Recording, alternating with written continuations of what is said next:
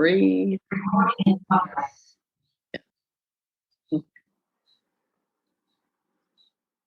Hi, Ann. How are you? I'm good. Great to see you, Michelle. You're looking great. Oh, thank you. So are you. um, we already took our photo of each other holding Ann's book. But I'd like to introduce Ann Sussman, registered architect.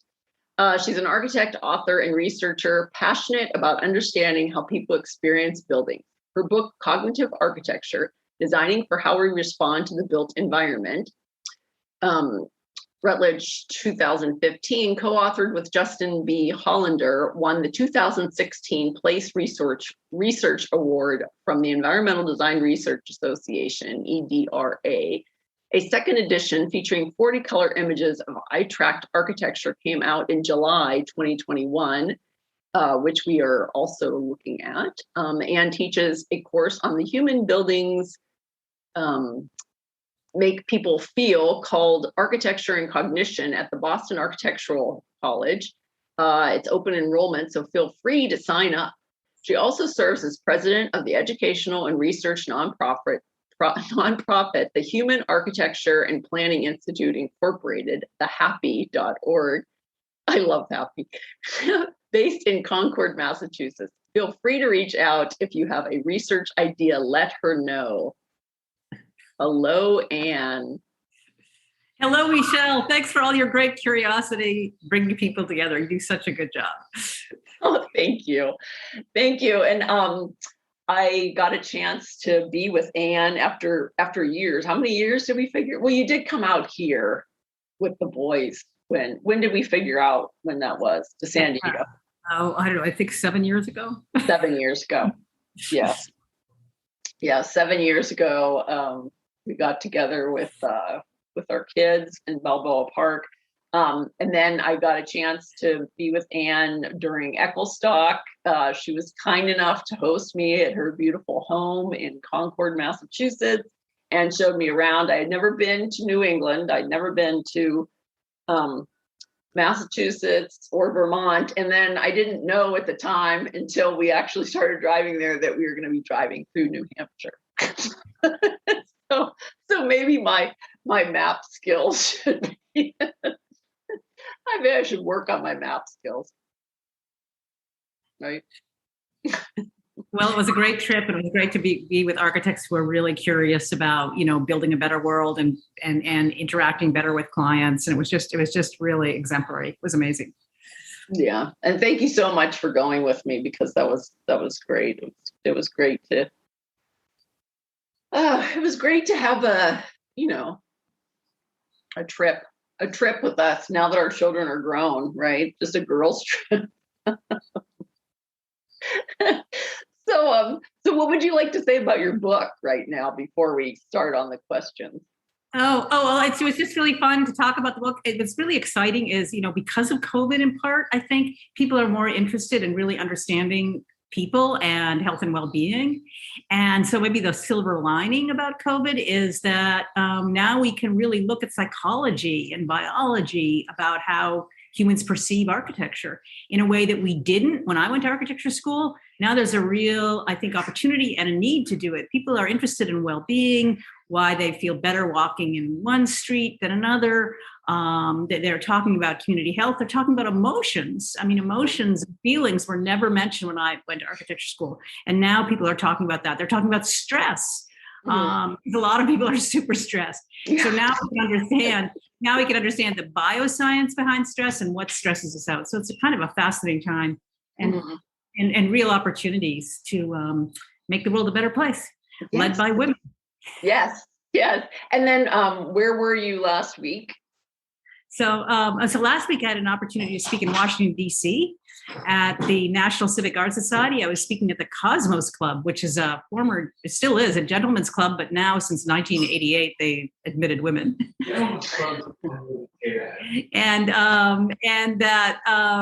it's basically, it's a club that wants to encourage research and encourage new intellectual understandings. And so it was great to speak there. I spoke there last week and it was just wonderful. People are really curious, and people in Washington, D.C. were very kind. They're different than people in New England. they're more sociable. It was really fascinating. But basically, my message is a funny one. It's that basically the more you understand the biosciences, the more you see that humans, we're not quite what we think we are. We really are animals. Mm-hmm. And it's our animal nature that is responding to buildings. And most modern architecture puts us in a state of alert, especially when looking at it from the outside, because it doesn't feed us pre-attentively. That means subliminally. It doesn't feed us subliminally what the brain needs to see. The more you do the bioscience research and research with the tech tools that they now have to really see how people perceive things, the more you see, oh my gosh, we're really animals. And it's something we ignored in our 20th century education. So it turns out the natural state of the human brain basically is vigilance. And that makes sense. We evolved on the savannah, and if you weren't vigilant, you died. And so the natural sense of our brain subliminally is still vigilance. And so when we're walking in a street, we need to see really specific things to get out of vigilance, and we don't realize our brain is looking for them. So things like detail, face-like facades, continuous edge conditions where we can find a way out really carefully. We don't realize our brain is hardwired to always look out for our best interest. And so that's pretty interesting. And what I found is fascinating is, Ann started our kind of our Archimoms group before we knew what Archimom meant. But in LA, we had a play group that had 3 architects who were mothers in it, and then the wife of an architect. And so all of our children were just a few months apart from each other, even maybe only 6 weeks apart from each other, right? I think it was 6 weeks. So just kind of how you were talking about how we see faces and a lot of things, and that's because we're hardwired to recognize faces as the first thing that we recognize as a baby. Right. Yeah, that's so fascinating too. Is that primates, mammals are really before we're anything, we're face-a-tex. And you see this in infants, but you also see this when you start using sophisticated technology like eye tracking. Without conscious awareness, people instantly look for faces and for people all the time. And it's mind-blowing. Your brain has already preset what you're supposed to look for. And I think the advertisers and the tech people, they know this. That's why faces often appear in company logos. That's why people try to think of companies as a person when they really aren't. Just human perception is relational. And the problem with most modern architecture, it's too blank. You don't know what's in front of you. It just doesn't look relevant. So often with modern architecture, they'll put a statue, or in Frank Gehry's case in Bilbao, they put a big statue of a puppy by the artist Jeff Koons. Oh, Jeff Koons. Yeah, Jeff Koons. Big puppy sculpture, because the puppy sculpture tells people where to look and gives the building an identity. Otherwise, it doesn't have one. And then as far as with the eye tracking and that technology, and then how Adobe's new plugin, you said it was. Oh yeah. Well, what's really fascinating is, are we allowed to use these brand names? Are they going to make? Yeah, sure you can. Adobe, okay. 3M, which makes paints and tape for signs, whatever. They hired vision scientists to really understand how people see things or see signs, and they came up with 3M visual attention software, which can predict algorithmically how you're going to look at anything in the first 3 to 5 seconds. And the first 3 to 5 seconds is before you're even consciously aware of what you're looking at. Basically, your eyes move. I know it's hard to take this in. Your eyes move exactly like a monkey's. The first 3 to 5 seconds. And after 3 to 5 seconds, culture, gender, age, all those things come to play. But before that, they don't. So you can see why stop signs are red. They know that that's the color that will most arrest and get your attention, no matter where you are. It's also why on your iPhone, when you have a message, it's a little red dot on the envelope, because that instantly gets your attention without your conscious awareness. Same thing. So, it's really when you start getting to the biology of it, it's a little scary. What's a little scary is how the car companies, the tech companies, people like, the big purveyors of goods, they really understand the human brain. The business schools, they often have eye tracking labs. So they design for our primate brains that we don't consciously recognize we have. One of the drawbacks of architecture is most architects never even take a biology class. They take no class in psychology. They don't take a class in human perception. So they don't understand the client the way the people at Apple do. Apple's interior design, Apple's product design is run by PhD neuroscientists, every single aspect of it. So they have to do the neuroscience. So on the one hand, Apple's always designing, understanding we're a primate, a hunter-gatherer. On the other hand, they're introducing the most sophisticated technology in the world. And so it's kind of funny, that duality. We're really designing sophisticated stuff for a really primitive animal. that's what they know. Yeah. And then the thing that you were talking about in the Apple stores, as far as how you can pick up everything in an Apple store and look at it and touch it, and that's called the endowment effect. So what happens, because we're a hunter-gatherer, and because what the scientists now say is the brain that you and I have is basically hasn't changed for 35 or 40,000 years old, 40,000 years. So basically a hunter-gatherer needs to pick up an apple or pick up a plum and think physiologically, it's theirs and they can take it home and eat it. So Apple presents all its phones and whatever, its iPads on this table, and there's no packaging, so that subliminally you feel when you touch the product, it's a plum, you could take it home. And they know that. And it's funny, there was an article, I think recently, a couple of years ago in Time Magazine, telling people if they want to buy less, when they go into a store, don't touch anything. So if you go to Macy's, if you go to Target, whatever, everything's out there for you to touch. There's a psychological reason for that. There's neuroscience reason. It's because a hunter-gatherer is hardwired before birth to come in and touch and take it home. And now we've become clutter rats, we've got too much stuff, and we have to have all these, places, storage centers to store our stuff because they no longer even fit in our house. And I'm totally that was my whole reason of why I can't, why I never buy anything on the internet until COVID, where we couldn't go anywhere. And then I'm like, oh, maybe I'll do it. But guaranteed, I return most of the things that I get because they're not, I can't touch them. It's like, this fabric is not the way, it's like the shoes don't fit me the way that I wanted them to, it's like, for me, I am totally right. I like books. I like books and magazines. I don't want to look at something on if a materials rep or something says, oh yeah, you can look at it on the internet. I don't want to hear that. I want to see the product. I want to hold the product. It's like, I want to see the colors. The colors on my screen are not going to be the same as the colors in my hands or outside in the sun or in the house, with different windows and the light. So what you're really talking about is what you're really talking about, what you're being sensitive to, is what's called embodied cognition. Okay. So when you hold a heavy book, or this is the hard copy of my book I'm holding, it feels heavy. Part of my brain's going to think, oh, it must be valuable. It's heavy. So, that's Queen Elizabeth and Prince Charles, they always sit on huge, heavy chairs. You will never see her on a stool. You will never see Queen Elizabeth sitting on a folding chair. Why? Because subliminally, she's important. Just by putting her on that 250-pound chair covered with gold, your brain makes you think she's important. Same thing in an Apple store. I've never could get over it, how you'd have 10 iPhones, which maybe weigh 10 pounds, on a table. Yes, that weighs like 1,000 or something. It weighs, 500 pounds, 400 pounds. The heaviest table where you could have, the president and the Senate for dinner. What are they doing? Because the fact is, if they put those 8 pounds of iPhones on a plastic table, your brain wouldn't think they're important.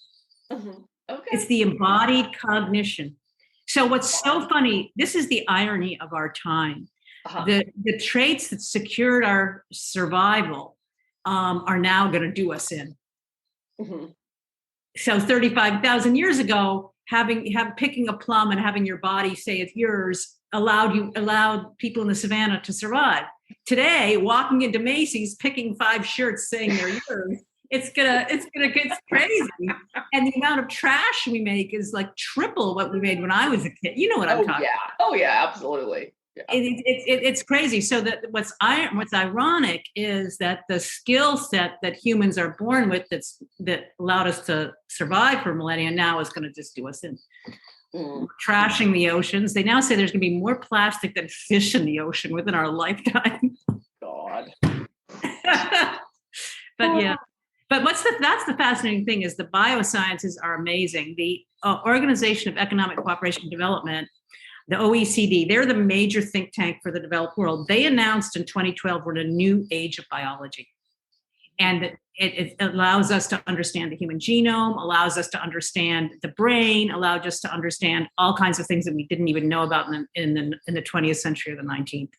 And that age of biology, well, why did they notice? Because so much money is going into big pharma now.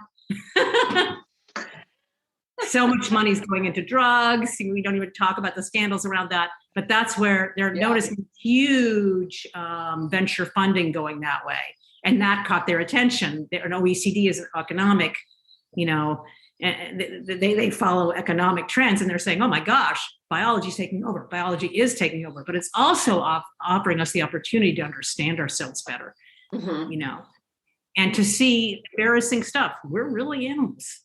Yeah, absolutely.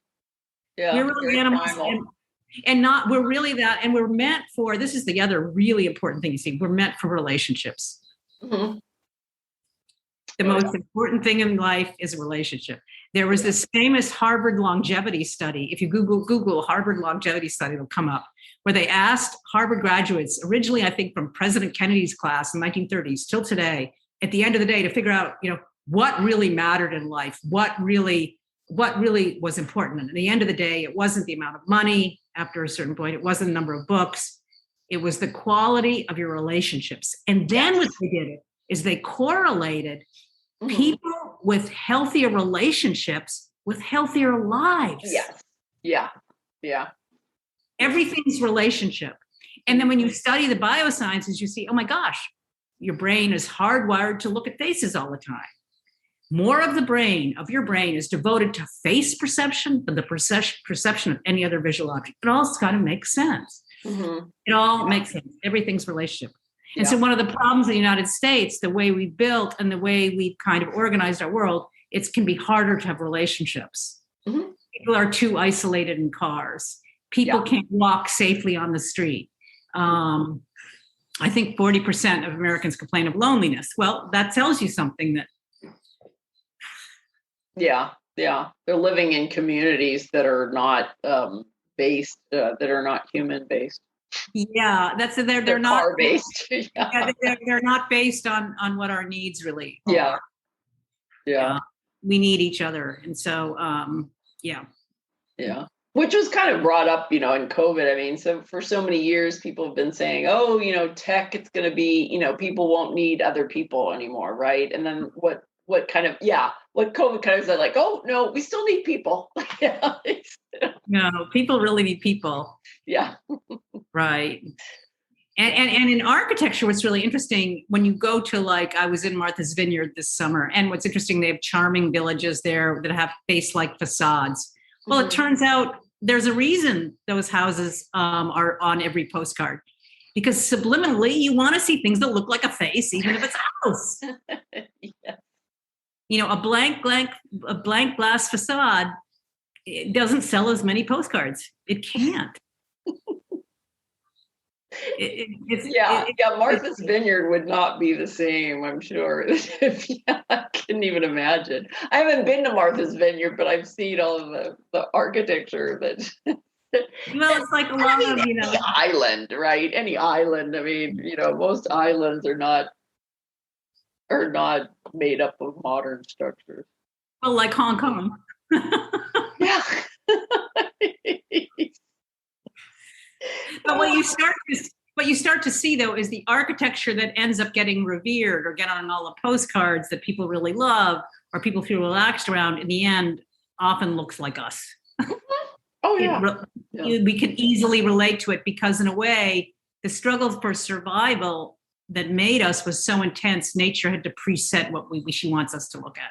And I say, like, even like you can do something that's a little bit more modern, but the composition is made up of basically a face, right? It's like you could do, it's not so much that it has to be, that has to have a peaked roof on the top or something, but it's not that it all has to look, like Cape Cod style or, kind of, craftsman style, though all of those are, very charming, but, and there aren't any people that, can't look at a craftsman style house and say like, oh my God, I hate that, right? It's like, you don't see that. Don't. Yeah, you don't. Yeah. Yeah. You don't see that. I think when you start doing the biology of it too, you realize that a lot of your heart rate's already responding, your nervous system is already responding before you're consciously even know what you look at.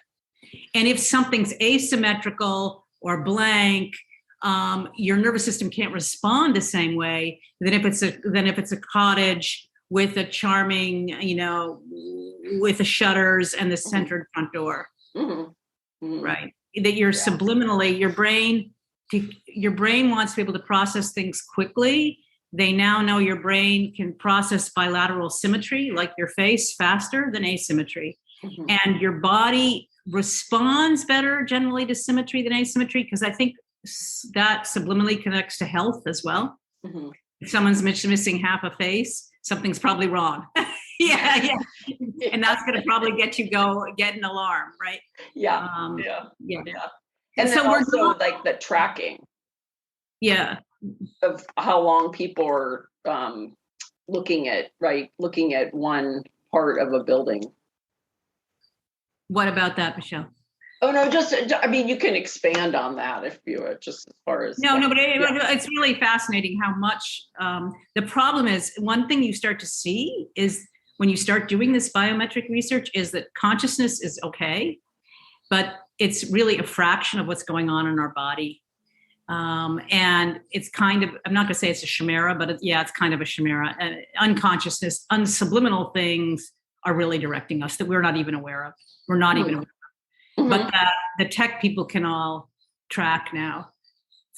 Freud had this very famous comment, the mind is like an iceberg. It floats with 1/7 of its bulk above water. Like Freud realized, interviewing hundreds of people, that they didn't get what was directing their behavior. It was this hidden iceberg. Well, he's right. He's right. It's the hidden iceberg that you don't realize what's directing you. The scary thing is, though, now with these new tech devices like eye tracking, like facial expression software, like galvanic skin response, which tracks nervous system arousal, they can now track how you're responding internally where you're not consciously aware of it, but they can now track it. And so the big tech companies, the business schools, they all do that. So they can manipulate. So basically all this technology is being used to even increase consumption more. Yeah. Oh yeah. You're getting totally manipulated. Oh yeah. Yeah. And the extent of the manipulation is incredible. Yeah. It's incredible. Yeah. All the time. Oh yeah. No, like alcohol during COVID, right? Right, exactly. That's my first, right? That's like my first thing. It's like, right? And so it's like the more that people wanted alcohol, the more the stores brought in the alcohol, the more advertisements went towards alcohol that like was saying, hey, there's more women that want alcohol. Let's make more seltzers, right? It's like, right. Totally crazy. So, okay, so let's start with the question. So what are your first recollections of experiencing architecture? Oh my gosh, you asked the most amazing questions. That is an amazing question for me. That is really amazing because when I was 4 years old, my parents went to live in Istanbul. So I experienced Hagia Sophia, a church built like, I don't know, in the 4th century that became a mosque. It's Hagia Sophia in Istanbul. It's amazing. And I think the power, what's amazing with that building is you go into this building, it's really, really old, and yet you're transported by it. So that architecture can have such power. And it didn't matter if I spoke Turkish or Arabic or English or French. It was all the same. So what I experienced as a young kid is how great architecture brings you together. That's a really amazing feeling. And believe it or not, in 2020, I was able to see Sagrada Familia, Mm-hmm. the famous Gaudi church in Yes. Spain. Yeah. And that was mind blowing. And suddenly there was no church service. There were just people from all over the world in a sense of awe in the building. And we were all together. Mm-hmm. So great architecture celebrates humanity, brings us all together. And everybody was there. And it was just an amazing experience. Yeah. I saw it in 1987. Well, now it's even So more. you couldn't even go in it then. Oh, I think really? we like talked. Yeah, but you couldn't even go in it. It was all, they were still working on it, but like so much so that you couldn't even go, in and really see anything on the inside. You could only watch that, you could only watch them build the outside. Right. Well, you could go in now. I think it's supposed to be finished in a year or two. It's amazing. And what's amazing is they know they have something that great architecture builds us all together. It speaks to something innate in us.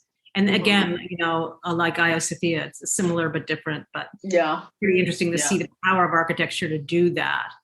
Our architectural history professor was worked on the Hagia Sophia. He might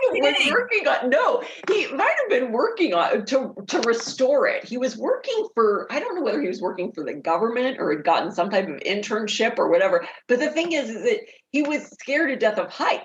Right. So he was like up in it's Dr. Frederick Cooper. He's like, he's written books and stuff like that. He's long been passed away now, but he was our instructor at Cal Poly Pomona. And he was super hardcore. But he would tell us this, when he showed us the Hagia Sophia, and he said, oh, so see these, because he had these old photographs of what, and he goes, see up behind that, the scaffolding, I had to go up on the scaffolding, and then I had to clean off everything. And he goes, but I was so scared I had I had this thing around me so that I couldn't look down. No, but the heights there are terrifying. The heights there would be terrifying. No, that's fascinating. No, it's really fascinating. So I think, and then as a kid, I played with Tinker Toys, building stuff, and Mm-hmm. And I once built a skyscraper in my room. My father took my picture with me building the skyscraper, and it was so tall I had to stand on a chair to reach its top. So I think it was always in the back of my head that it was just a really cool thing, but I didn't really study it till grad school. I didn't study it in college. Mm-hmm. Mm-hmm. But your mom was an interior designer. My mom was an interior designer, yeah. Yeah, and then your dad was a professor. Engineer.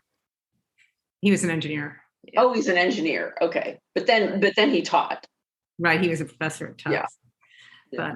But so that was pretty wild. And so then when I finally get married in my 30s, I took the plans and the section and the elevation of Villa Rotunda, Palladio's villa, to this crazy baker in Cambridge, Massachusetts or something. And I said, I want you to make this cake. For your wedding cake. Yeah. And then everybody, when it was done, everybody thought it was the MIT building, because MIT has a building that looks like which I took a photo when we went on the midnight cruise of Boston, the midnight car. You took a photo of MIT, and you see that.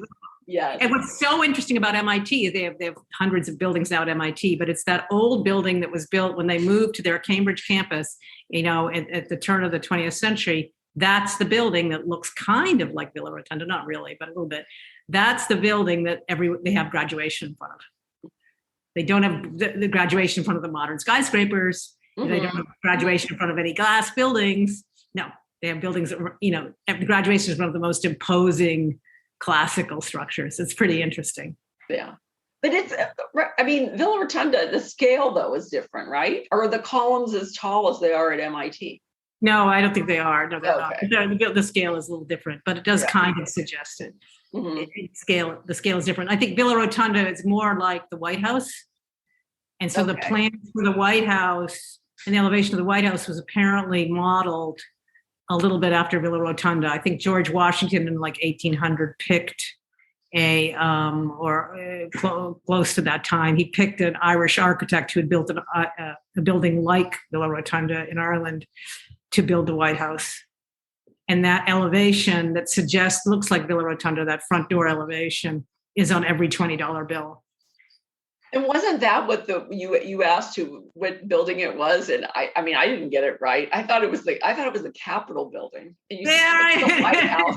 And then it also was one of the 10 most recognized buildings, right, in America. I think it is. Yeah. White House. I didn't get that right either. It's the White House, and it's on every $20 bill. And that's why I eye-tracked it. When I was able to do eye tracking like 5 years ago, I eye-tracked it. It was really interesting when people look at the original Villa Rotunda. What their brain makes them look at, they go immediately for the center, which makes sense because of the way our eyes placed on our head, kind of vision we have. But then they immediately look at all the statues around the building because we're so face-centric and we're so people-centric. So you don't realize that's how people take the building in. And you could actually make the case that if he didn't put that many statues on the building, it wouldn't be as famous. Because the statues subliminally make you look at it. There's this great quote, out of sight, out of mind. If you don't look at something, you don't notice it. You can't take it in. By making you look at it, it's going to make you take it in. Out of sight, out of mind. Makes sense. Yeah. Yeah. So he was very clever. He intuited, the Palladio in the 16th century intuited the neuroscience that just says how, face and human centric we are. We just have to see people. In a way, that's the problem. The downside of being a social species is you're hardwired to have to see others. We're not meant to be alone. Yeah. We are. I think that's probably on men. I think men is a more out of sight, out of mind, where like women are more like, hey, I can't forget what my baby looks like. Right. Well, I think we're both a little bit like that. Yeah. How many kids do I have? I gotta make sure that right. Yeah. No, I see what you're saying. More likely to leave. I mean, the kid's dad has left them places before. Has your husband ever left the kids anywhere?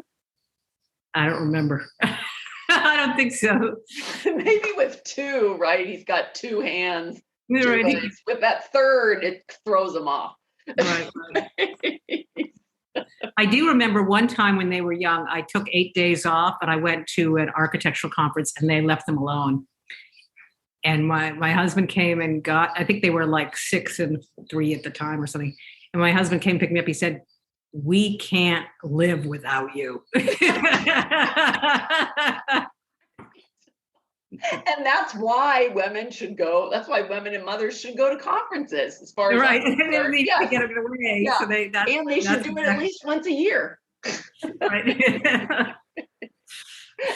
No, I also got to say, like the first time I went to, it was just a girls' weekend, and I had gone, and then when I came back, I got the same thing, and then I found out that he had just taken her to his mother's. First, he had his friend come over to help, and then he took her to his sister's where his mother was, so that somebody else could take care of her. There you go. Yeah. That's it. Yeah.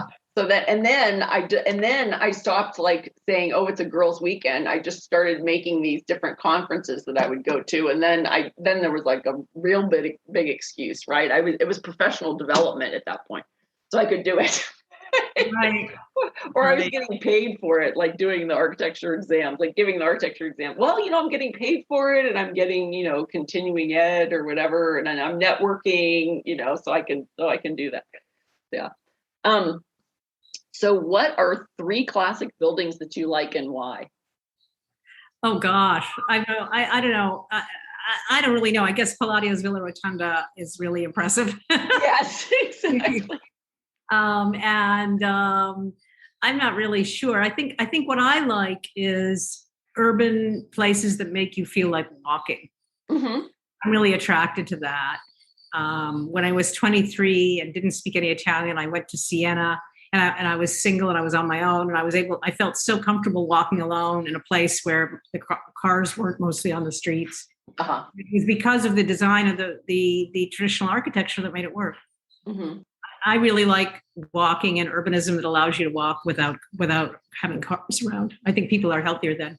And now the science around that is clear too. There's There's this guy who studies evolutionary biologist. His name is Dan Lieberman at Harvard. And he says the male body is built to walk 12 miles a day. The female body is built to walk 9 miles a day. So not only are we hardwired for that socialization, me seeing you, you seeing your friend, her friend seeing your mother, we're built to do it with walking, which you get when you go to the old European cities. In a lot of them, they've taken the cars out of the center of the city. Oh, yeah. So it's really easy to do it. So in America, where we've designed everything with cars, we hurt ourselves doubly. One, you can't walk, and your body is hardwired to walk that 9 and 12. Two, a neuroscientist once named Marco Iacoboni once explained to me, Ann, a car is an envelope. You get in a car, you've sealed yourself in this other environment that doesn't really connect with the environment you're supposed to be in or that you are in. So a car is double whammy. One, it keeps you from walking, which you need to do. Two, it isolates you from others. So I noticed there happens to be a rail trail near my house. So I have been biked to the studio. People in bikes say hi to each other. They'll say, oh, hey, I haven't seen you in a while. That you talk in a way that you can't even if you're going 20 miles with a car. You just can't, Yeah. You notice, that I noticed today on the trail, a woman was carrying a teddy bear. And I said, very cute teddy bear. And she smiled, and we exchanged, we both loved her teddy bear. I mean, you couldn't have had that experience driving by, in the car, if somebody rolls down their window, you're like, what's wrong? Right. Oh, yeah. Are you going to give me a ticket, or are you what's wrong? Whereas, so the car is just doubly bad because you don't get the exercise you need. And that's terrifying to me. To be a mom in America, we are now, I believe, 40th in longevity. We have the lowest longevity of any developed country in the world. We're 40. 39 countries, they live longer. 70% of the people in the United States are overweight. 40% are obese. And all those, and being obese leads to inflammation, comorbidities, more chance of heart attack, all these other things. So it's like we're designing this world around cars, which doesn't fit what Mother's Nature's design. And in the end of the day, it's not nice to fool Mother Nature. You just, in the end of the day, we're going to get hurt. And we're hurting the world at the same time because of the car centrism. And when I last look, the carbon footprint of per capita in America is double or triple what it is in Europe. Oh, yeah. So everything we've done, I'm not going to say is wrong, but everything we've done is wrong. Wrong for our bodies, wrong for our brain, wrong for our children. We've got lowering longevity.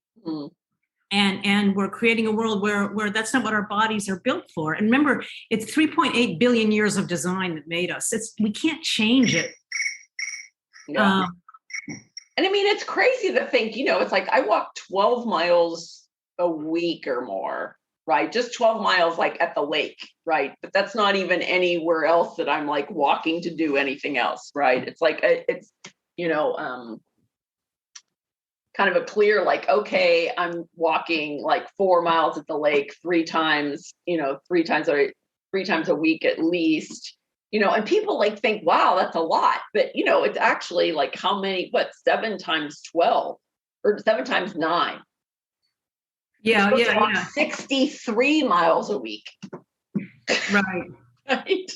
But that's good. But you want to be able to walk where you're not going to be alone, where you're having the casual interactions with people. That's what you really need. Right. Yeah. I'm 51. I have 51 miles to go a week. Right. But a lot, maybe halfway to the beach every day. We're like 10 miles away, so I'd have to walk to Mission Valley or something and back. Right. But that's just it. So in a way, our architectural education in the 20th century didn't really look at how people function, what they need, how their brain works, how the mind is not a blank slate. It's preset to see very specific things and needs to see them for their survival, and why designing around cars is toxic. We didn't really look at the whole system. There's this great sentence in philosophy, I think it's also maybe in science, that you're going to get the wrong answer if you don't ask the right question. Questions are more important than answers. So if you're not asking the question, what does a primate, 3.8 billion history, that's a social species, most need to see and be in to be at its best? If you don't ask those kind of questions, which we were not trained to ask, you're going to get wrong answers. We have gotten consistently wrong answers. And the terrifying thing is the tech people and the car companies, oh my God, they really study people. And they have to, or they wouldn't be able to be as powerful as they are. Yeah. Architects have yet to study people. The backwardness of the profession is fantastic. But we can change it. We're starting to change it. You allowed me to give a lecture at Echolfest, and I am teaching at the Boston Architecture College. We have a lot of catching up to do. Yeah, and then we can talk about that for one of those other questions, because that'll lead up into that. So is there any, because you lived in Paris for how long? Because always before I went to architecture school. Third career or something. Yeah, right. Before I went to architecture school, I lived in Paris in my 20s. My first job was teaching English there, and then I got a job as a journalist working for the Canadian Broadcasting Corporation, of all things, in Paris. And that allowed me to have residency. Because I was bringing in devises, that's foreign cash, I was paid in Canadian dollars, I was able to live there without having to leave every 6 months. So I lived there 5 years, and it was really fascinating because I didn't have to own a car. My boyfriend had a car at the time, some of the time, but you could live very well in Paris without being car free. And you didn't feel at all like there was any detriment to it. It just makes more sense. And it was you could have access to great museums, you could have access to great, parks. There was a fresh food market twice a week. I would walk and get food. It's just amazing. And you don't need to buy as much if the food's always fresh. People in Europe didn't have the giant fridges people have here, where most of the food rots. No. In general, although the French do smoke, in general, I would say that people were healthier, and there wasn't the obesity that you would see as soon as you came back to the United States. Yeah. No, I think the car companies really kill us in the United States. They so much advertising pays for the sports and pays for the news. It's always car advertising. So there's a term for it. We're car brained, and always show the cars with happy families and beautiful, woodsy settings. They never show the cars in a traffic jam. They never show the cars no on the highway. People don't think anything about, paying $500 a month, right, for a car payment, but you'll say like, oh, here's architecture fees, and you want a house, we'll design a house that will do this, that will save you, on energy costs, and be, a more, a better experience for you. And they're like, what? Like, what do you mean $500? Right. Yeah, but we need to really do public transit. We need to rethink cars. And when I first worked as an architect, it shocked me how the first thing we designed would be a parking lot for a building. And then the next thing we would design, the actual footprint of the building was determined by the car parking underneath at the ground floor or in the basement floor, which was just shocking. So the pedestrian experience was never really figured into the building's design at all. It was all car. Yeah. And then, if you try to take the car you try to reduce the number of parking spaces, oh my gosh, as a planning commissioner, I mean, that was like the huge thing every single time. Like, what do you mean? People would show up. What do you mean you're going to take away? What do you mean you're going to allow them to have reduced parking? It's like, what are you talking about? Like, they can't have, they're going to have, then we're going to have like people, filling out on our streets or something. We don't want to reduce the amount of spaces that we have, right? Yeah, well, what's fascinating, though, in some places, in a lot of towns in Connecticut and other places, other cities in Connecticut, actually, in New England, they're doing zero parking requirements for new buildings. That's Yeah. Because younger people, right? It's like a lot of people, younger people, they don't have cars, right? They don't need a car for things. They're going to Right. My architectural photographer doesn't have a car, and he met me over at a project, and then I gave him a ride home from it. But he had said that he had a car, and he had it, he had to pay for the parking spot that he was in. He was down, he was in downtown San Diego, so he had to pay for the parking spot. And then he got a letter from the the building where the car was parked, and they said, you're going to have to move your car for it, at least once, because your car has not been moved for 2 years. And so they said you're gonna have to like take it out and move it around. And he goes, you know what? He thought about it. He goes, you know what? I don't even need that car. I don't need the insurance. I don't need the car. So he told me, he goes, yeah, I'm just gonna get rid of it. And they were like, what? Like, they did not believe that he was just gonna say, you know what? I don't need that car. I think I will sell it. And so, he donated it and got $1,000 or whatever. And then he hasn't had a car since then. Right. No, but we need to design without cars in mind, because the problem with cars is they spend most of their time sitting. Mm-hmm. And so that's taking away the place of the public realm for people. Yeah. And that's why the cars, the driverless cars, right? So if there was a car, it would just come and drop you off and then just go somewhere else. Right.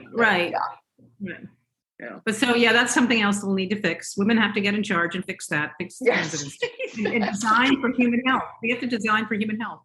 And design, I think one of the tragedies in America too is kids don't feel safe walking to school.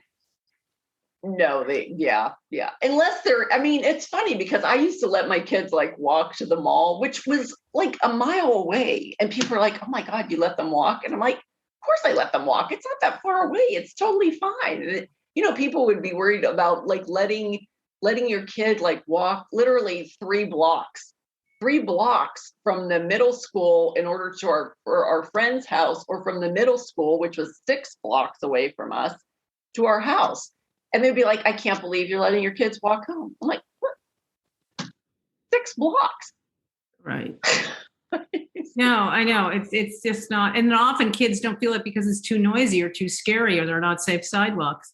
And so kids have a sense it's not what you're meant to do. Yeah. And we have sidewalks here. We have sidewalks, in most areas of La Mesa. It's very walkable, right. But people will still, drop their kids. And then people complain about all the traffic. Like, oh, I have to get to the kids' school early to drop them off because otherwise there's all this traffic. And I'm like, well, yeah, because it was never intended that kids were supposed to be dropped off at school, right? These schools were done in the 50s. Like, everybody walked to school then.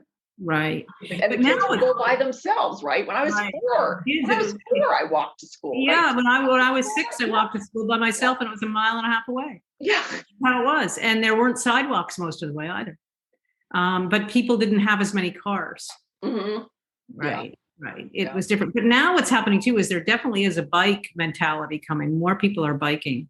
Mm-hmm. I'm not sure you're seeing that in La Mesa. Are you seeing that? Oh yeah. No, there's people, bike. And they're putting in more bike lanes, and they have bike lanes in downtown San Diego, which are kind of confusing, but because they're those ones where they have the bike lane, but then they've got the cars in the center, like kind of off mid-side. So it's like when you're first guy, you're like, where am I supposed to be driving, right? This is the bike lane over here, but parking is down the middle of the street, and then everybody's driving next to the parking, and it's kind of confusing. They kind of just dropped it into downtown San Diego, kind of like during COVID.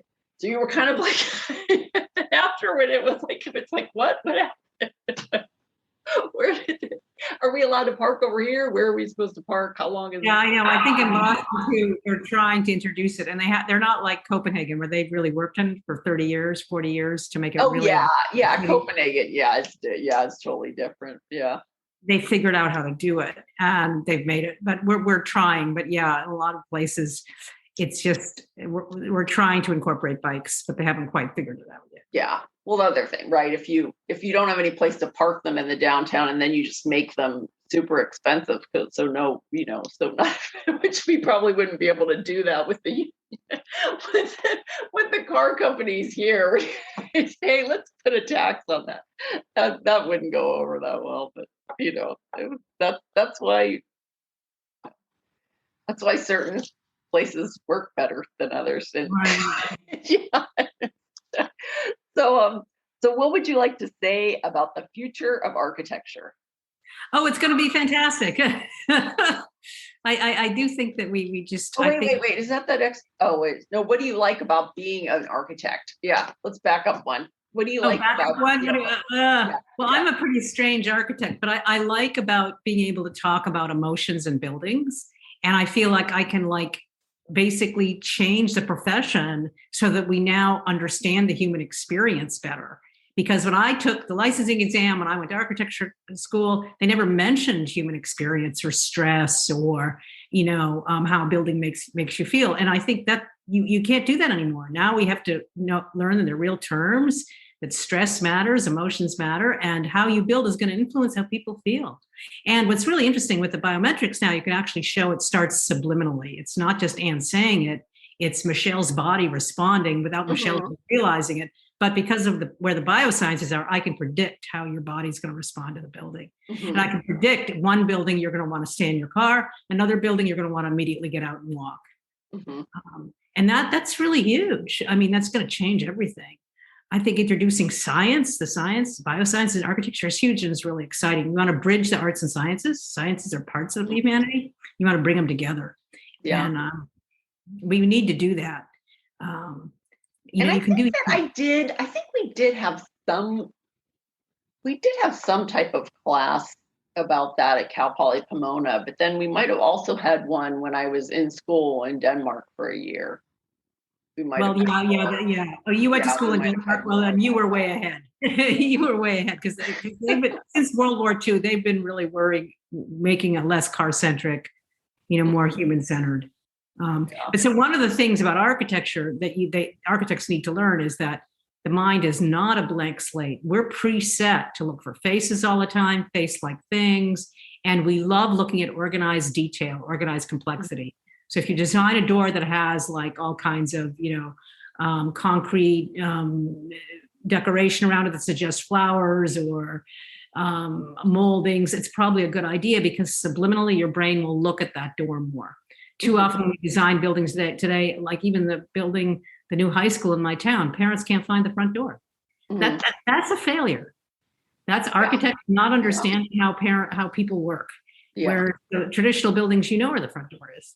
And it welcomes you. So people are hardwired to avoid blankness. Modern architecture is much too blank.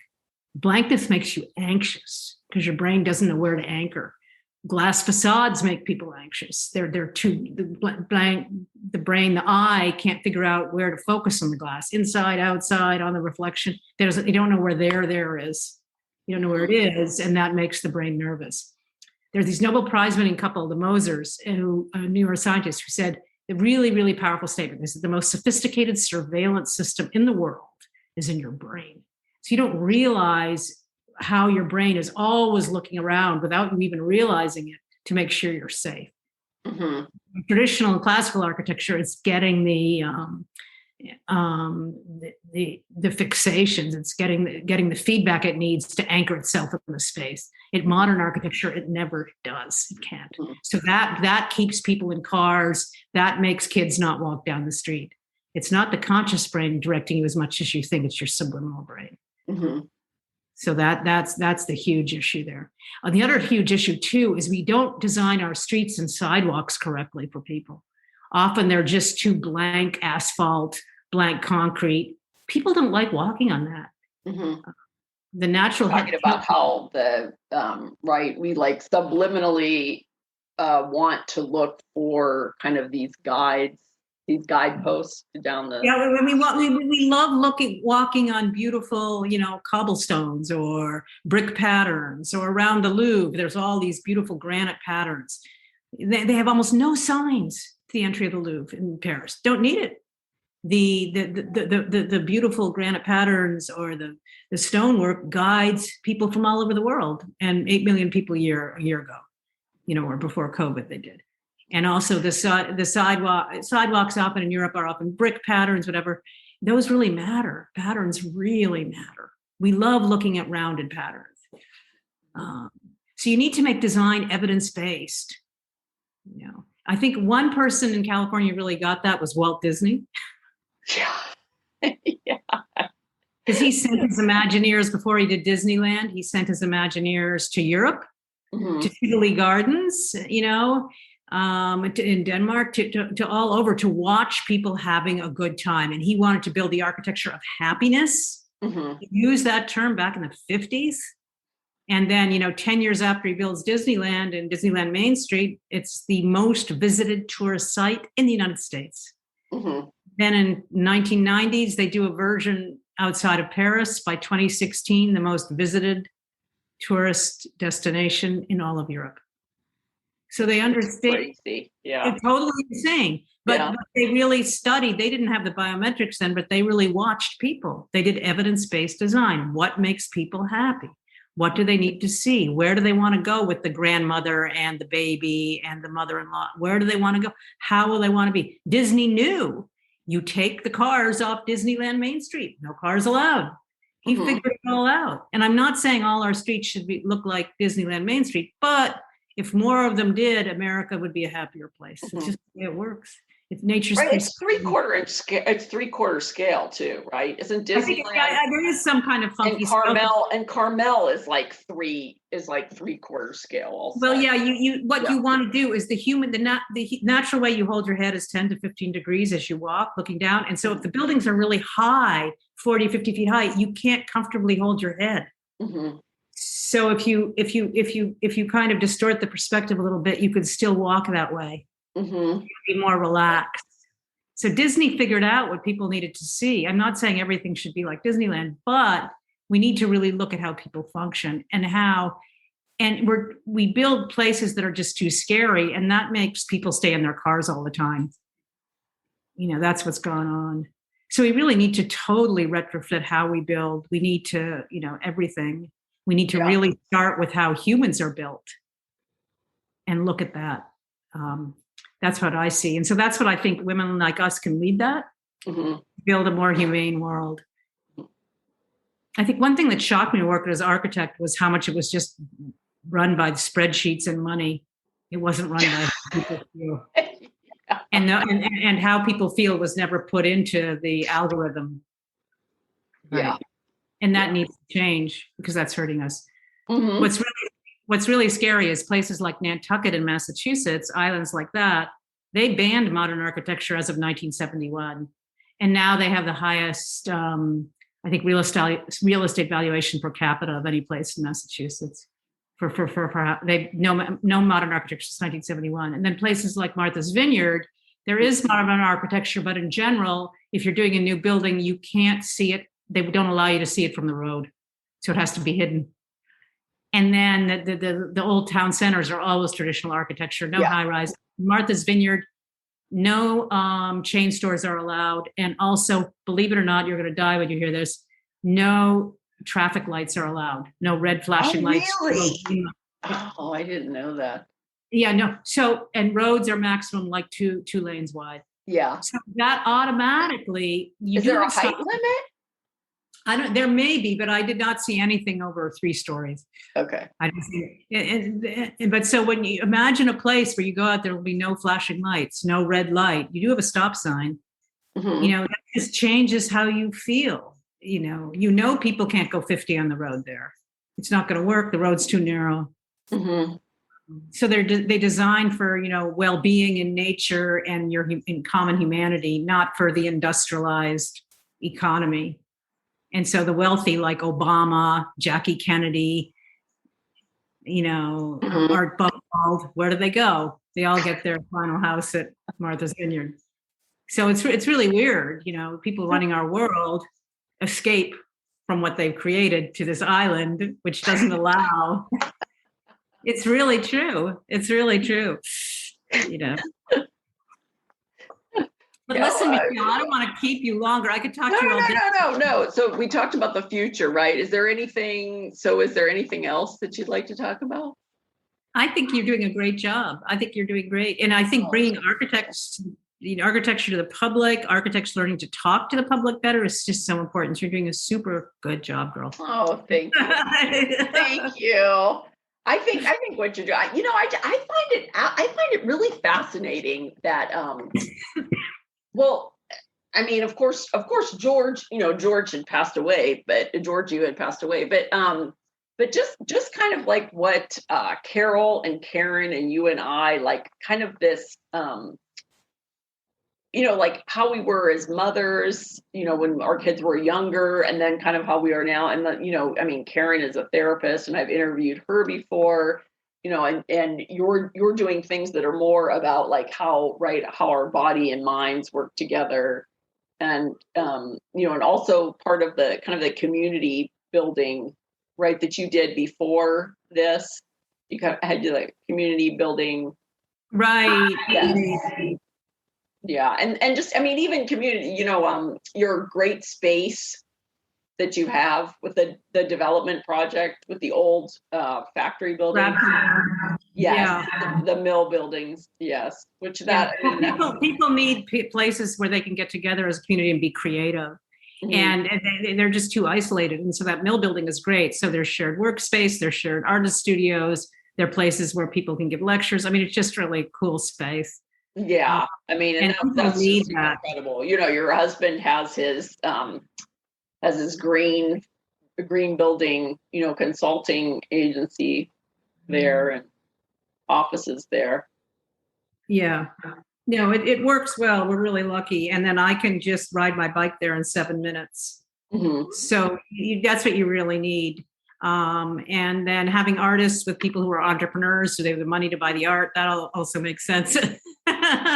Yeah. No, I mean, it's a great, I'm going to post the photos on, because I didn't. Oh, yeah, definitely post the photos of Bradford Mill. That'd be really cool. Yeah. No, I did. With Catherine's, I didn't want to post them because I knew I was going to be interviewing you. So I didn't put all of the information for this. So this is like the second Ecclestock. And I don't know whether we're going to have like a third interview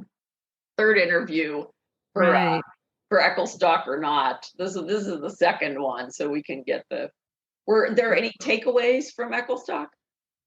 Well, I think the Ecclestock, I realized that, I mean, I'd never been in a room with just it was with architects who were just so open to exchanging things in new ways, to talk about issues, to talk about ways to bridge them, to have women leadership there. I really saw it. What was weird to me is it felt so much different than an AIA conference, and I couldn't quite figure out why.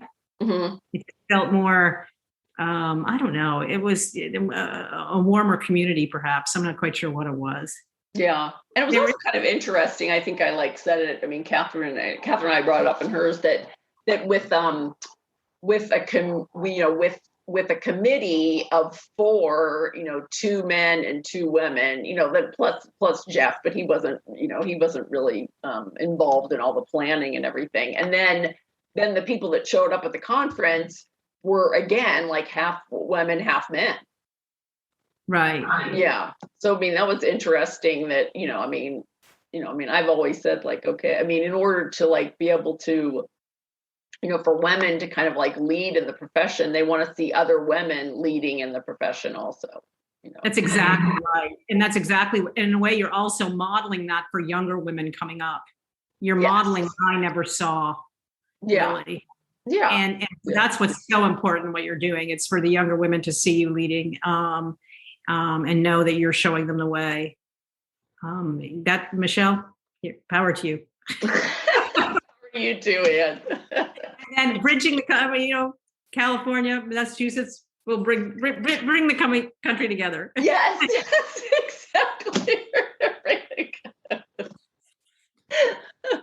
I know. Oh man. Yes. We aspire to greatness. Well, thank you so much. Next, we need to do a movie. So call me about that. Okay. So, we'll definitely do it. Yeah, I'm writing that novel right now. We gotta do the movie. You've got the LA connections. We gotta do it. Okay, I'll stop recording and then we can say.